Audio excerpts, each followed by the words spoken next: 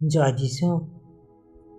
আমার প্রিয় খ্রিস্টীয় ভাই ও বোনেরা, তোমাদেরকে প্রভু যিশু নামে স্বাগত জানাই। তো আজকে আমরা এমন একটা বিষয় নিয়ে এসেছি, যে বিষয়টি প্রত্যেক বাড়ির বা প্রত্যেকটা ফ্যামিলির মধ্যে সমস্যা আছে। সেই সমস্যা নিয়ে আজকে যারা জগতের মধ্যে আছে তারা নানা রকম তান্ত্রিকের কাছে যায়, জ্যোতিষের কাছে যায়, গুণিনের কাছে যায়, এবং কি তারা এই বিষয়টা নিয়ে বহু টাকা খরচ করে, এবং কি ঘর বাস্তু এইসব দেখিয়ে তারা বহু টাকা অপচয় করে।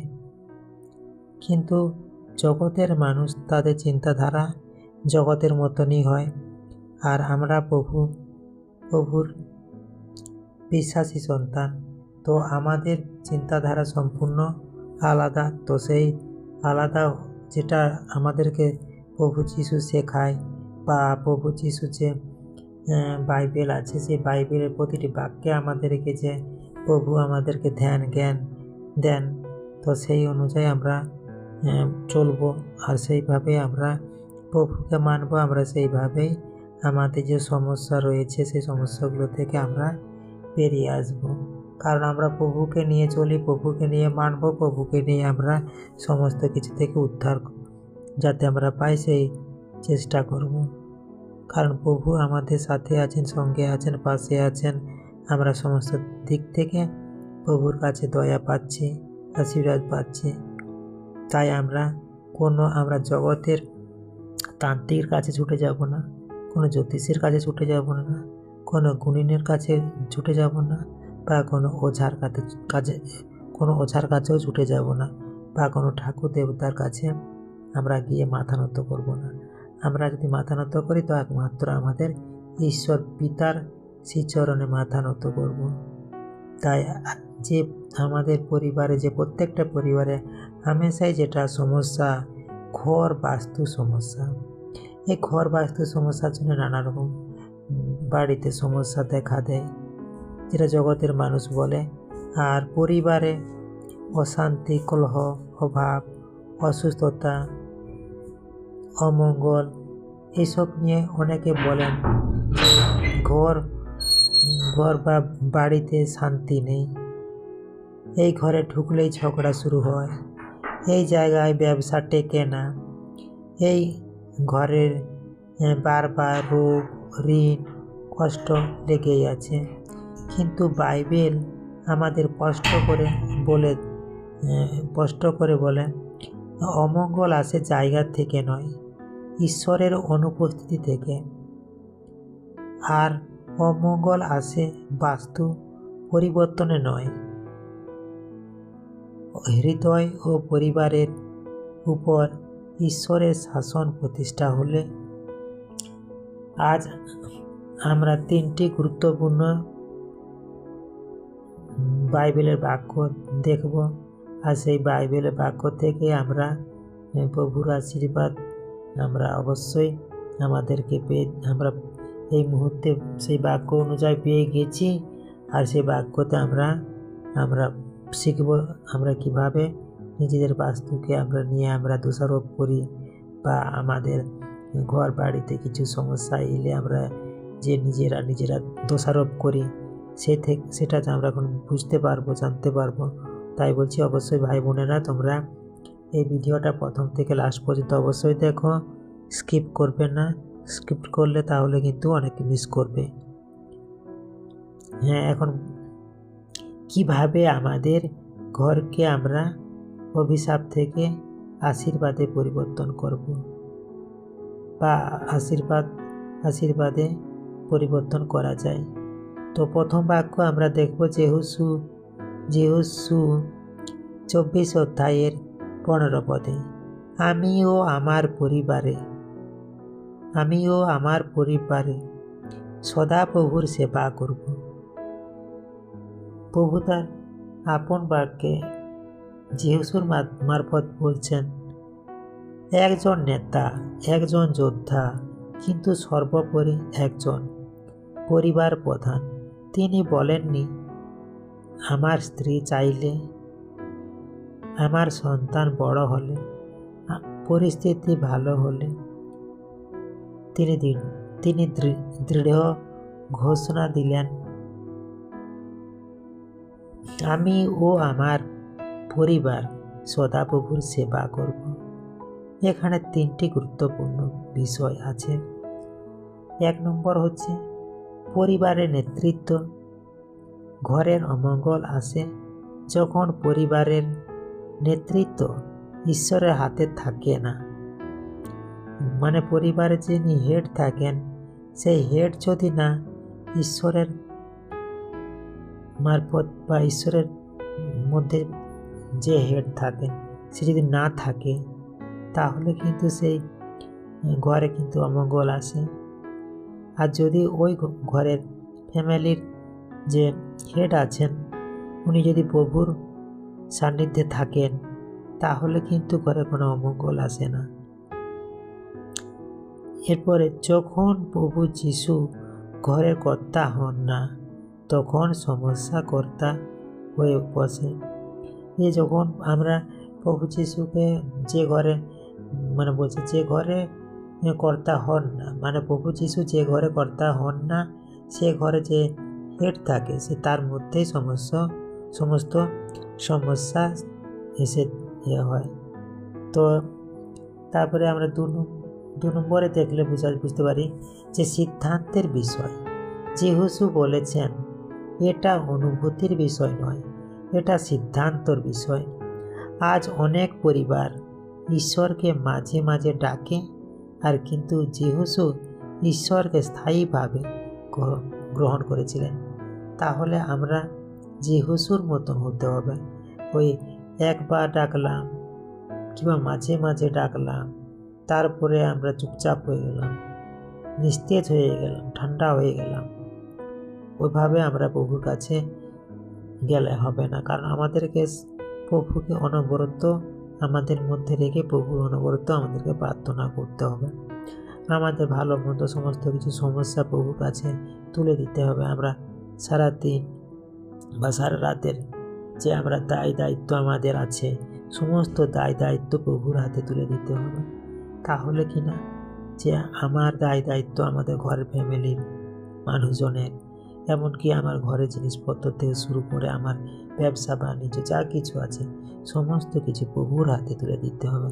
তাহলেই আমরা প্রভুর আশীর্বাদ দয়া পাব। 3 নম্বরে পরিবার মানেই একতা। তিনি বলেননি আমি একা সেবা করব। হ্যাঁ, পরিবারে যদি আমরা একসাথে সবাই মিলে, একতা বলতে আমরা সবাই মিলে যদি এক হয়ে আমরা প্রভুর সেবা করি, তবেই আমরা প্রভুর আশীর্বাদ দয়া পাবো। আর এখানে যিশু বলেননি যে আমি একা সেবা করব, কখনো বলেননি যে আমি পরিবার আমি একাই সেবা পাবো প্রভু, তোমরা বাড়ির বাকি লোক তোমাদের করতে হবে না, কিন্তু সেটা বলেন। এখানে যিশু বলছে আমি আর ওনার ফ্যামিলি সবাই মিলে একসাথে প্রভু সেবা করত। তিনি বলেন আমিও আমার পরিবার এই যে সেবা করেছে ওরা প্রভু। তো যে ঘরে একসাথে প্রার্থনা হয় সে ঘরে শয়তানের থাকার জায়গা থাকে না। কারণ সেখানে শয়তান দাঁড়াতে পারবে না, সেখানে টিকতে পারবে না, কারণ সেখানে ঈশ্বর থাকবে, সেখানে প্রভু যিশু থাকে সেই ঘরে।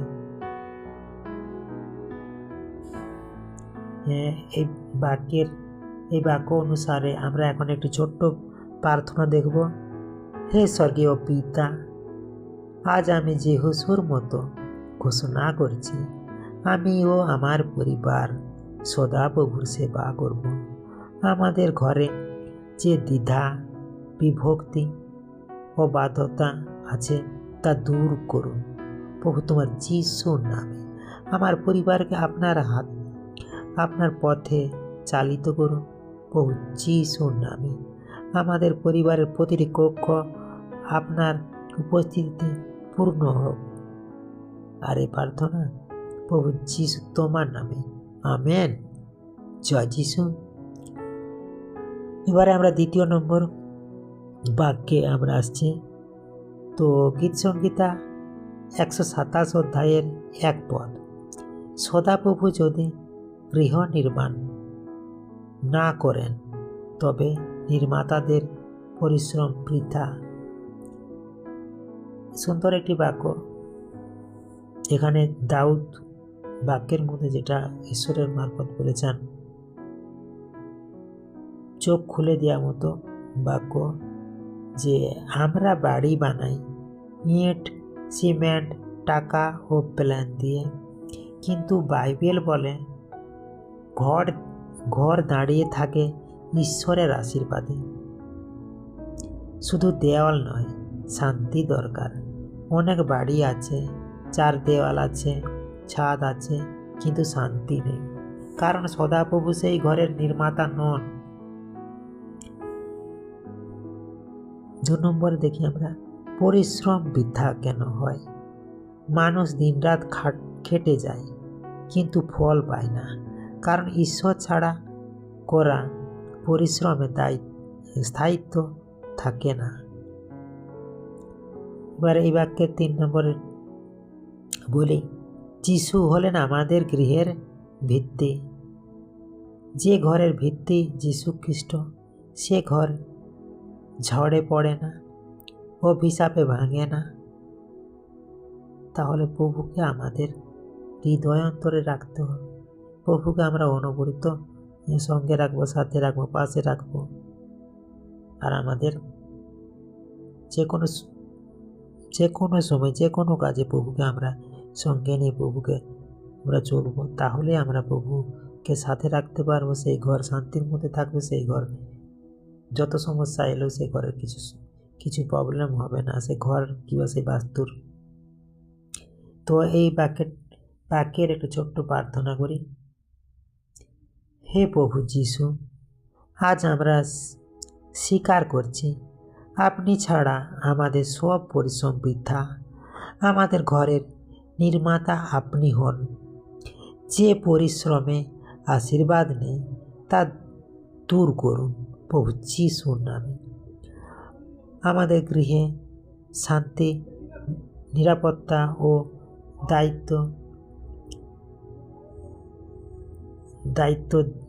স্থায়িত্ব নিন।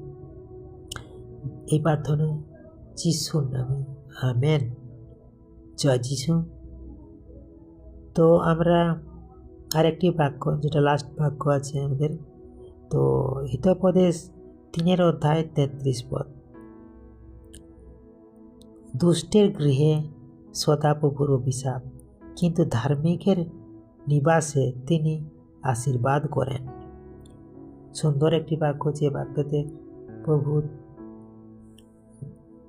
বলেছেন তার বাক্যে, খুব স্পষ্ট কিন্তু শক্তিশালী। ঈশ্বরের পক্ষপাত করেন না, কিন্তু তিনি ধার্মিকতার পক্ষ নেন।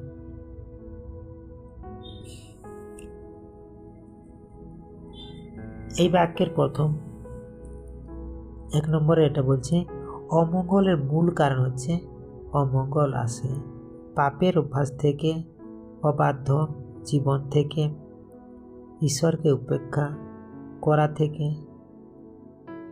মানে যে ঘরে অমঙ্গল আসে নানা রকমভাবে, বা যে বাড়িতে যে ঘরে পাপের অভ্যাস থাকে, তারা কোনোভাবে তারা পাপ থেকে বেরোতে পারছে না। পাপের কিভাবে যে পাপ আসছে, কিভাবে পাপ করব না, এই মনোভাবটা তাদের থাকে না। অনবরত তারা পাপের অভ্যাসে জড়িয়ে থাকে আর অবাধ্য জীবনযাপন করে। কেউ কারো কথা অনুযায়ী চলে না, কারণ ঈশ্বরকে মানে না। তারা শুধু নিজেদের মতো চলে, অবাধ্যতায় জীবনযাপন করে।